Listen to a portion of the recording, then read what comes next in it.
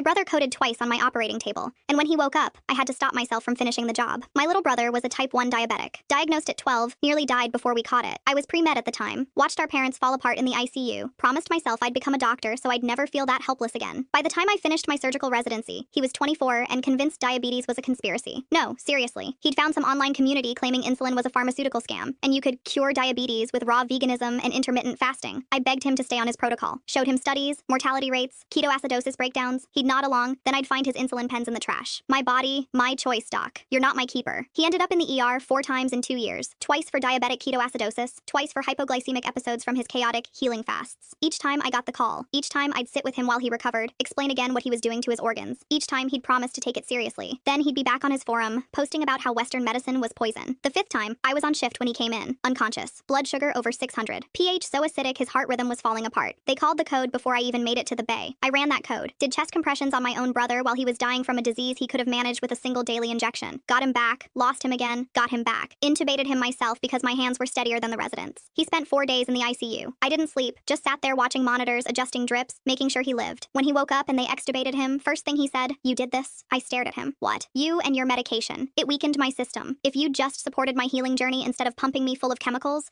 my body would have adapted. You almost killed me with your interventions." I felt something snap inside my chest. I started laughing. Deep, unhinged laughing that made the nurse back away. He tried to yell at me, still too weak to sit up, and I couldn't stop. I walked out of that ICU, didn't come back. He checked himself out AMA 2 days later, posted on Instagram about surviving medical abuse. His comments were full of people praising his bravery. 3 months ago, I got a call from mom. He'd coded again. Different hospital. Didn't make it this time. Brain damage from prolonged hypoxia during his second arrest. He's alive, technically. Feeding tube, wheelchair, needs 24/7 care. Mom asked if I'd help with his medical decisions now that she's his guardian. I said no. Some people die defending the thing that's killing them. I just wish he'd done it before I had to be the one keeping him alive.